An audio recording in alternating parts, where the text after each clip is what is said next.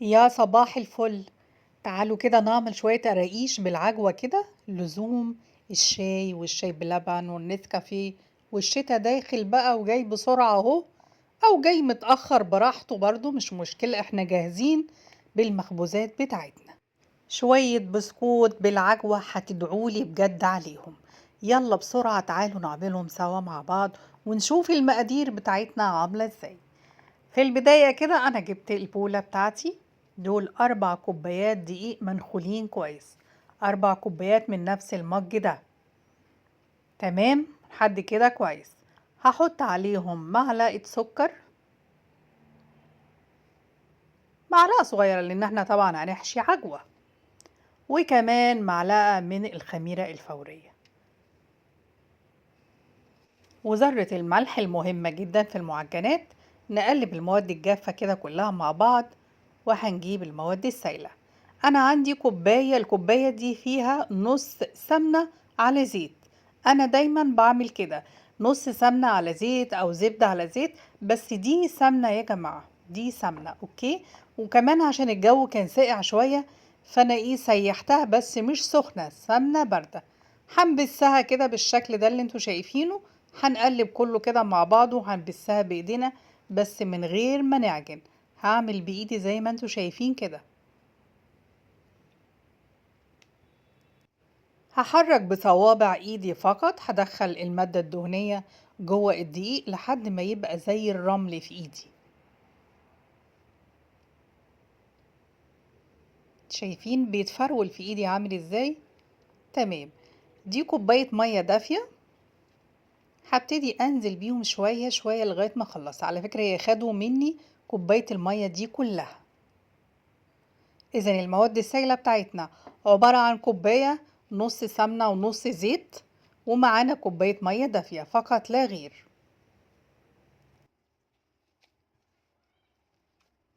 وهبتدي أزود لها المية بالتدريج، وخدي بالك إن ممكن يكون الدقيق بتاعك ما يحتاجش كوباية المية، بس أنا احتاجت كلها. زي ما شايفين كده بقت عجينة طرية كده ولذيذة، وريحتها تحفة على فكرة، حلوة قوي. هلمها بايدي كده وهغطيها وهسيبها لمدة ساعة كده لحد ما تخمر وتتضاعف حجمها.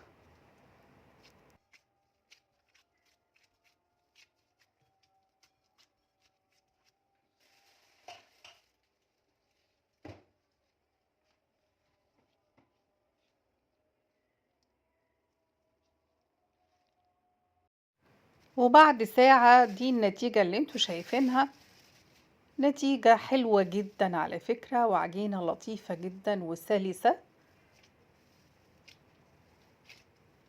هاخدها طبعا من الطبق كده وهفردها على المفرش بتاعي، وهفردها كلها على فكرة مش هقسمها، هاخدها كلها مرة واحدة. انا من النوع اللي ما احبش اجهد العجينه، مرجعش بقى اقص وبعد كده اريحها تاني واشتغل تاني، لا خلينا كله كده بالمره. هفردها بالنشابه بتاعتي، يكون سمك مناسب طبعا، لا هي تخينه قوي ولا رفيع. شايفين انا فردتها كلها بشكل مستطيل. المفرش ده على فكره نص متر. جبت العجوه بتاعتي، انا كان عندي بلح طبعا، انتوا عارفين ان انا دايما عندي البلح العجوه، انا فصصته وحطيته مع شويه ميه ومعلقه سمنه وشويه قرفه، وعلى البوتاجاز سيحتهم مع بعض لحد ما ساحوا كده خالص، وضربتهم في الكبه لان انتوا عارفين البلح بيبقى محتاج ان هو يبقى معجون كويس. هبتدي افرده على العجين بتاعي بالشكل ده. وعلى فكره فيكم انكم انتوا تشتروا العجوه يعني جاهزه، مش يعني معجونة جاهزة، لكن أنا كان عندي البلح اوريدي فقلت إن أنا هعمله عجوة. هفرده بإيدي كده وابتدي أوزعه على العجينة، على نص العجينة لغاية النص كده وهقف. بس هاخد النص التاني اللي هو مفيهوش عجوة واقلبه على الناحية التانية، وبس كده خلاص. هبتدي أظبطها وابتدي أقطع العجينة زي ما انتم شايفين. على فكرة لذيذة جدا جدا، حلوة قوي وسهلة ومرنة معايا، ما خدتش وقت على فكرة ولا غلبتني خالص. هبتدي اقطعها واشكلها زي ما انا عايزة، جبتها كده وعملتها شرايط، وهبتدي بالعكس كمان الناحية التانية، وابتدي اقطعها كده يعني شبه الحاجات بتاعت الافران. دايما الشكل المتعارف عليه ده هو اللي احنا بنحبه.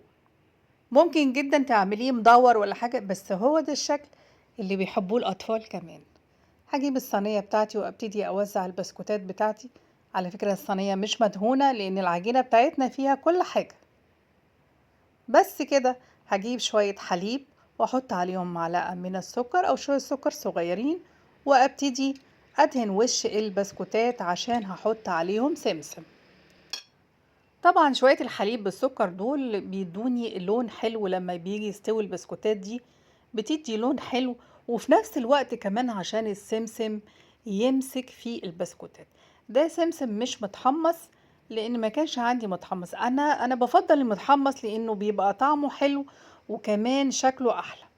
خبزته على درجة حرارة 180، وزي ما انتوا شايفين بعد ما استوى من تحت حمرته من فوق. ودي النتيجة. زي ما شايفين الريحة تحفة وجميلة جدا، يعني هينقذك جدا في الحاجات السريعة. كوباية شاي، كوباية نسكافيه، حتى لو كده هتنقنقي لوحدك كده من غير اي حاجة هيسد معاكي. ووقت ما تكوني انتي زهقانة مش عايزة تفطري تعملي ايه، مش عايزة تعشي تعملي ايه، هيبقى سهل قوي تاخديها مع كوباية شاي او كوباية نسكافيه. يا رب تكون وصفة النهاردة عجبتكم. على فكرة ادتني كمية حلوة على فكرة والله.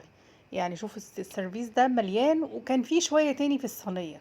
بس بجد فعلا يا ريت تجربوا الوصفة دي، هتنفعكم قوي، هتنفع ولادكم وهتنفعكم في الفطار. يلا اشوفكم على خير.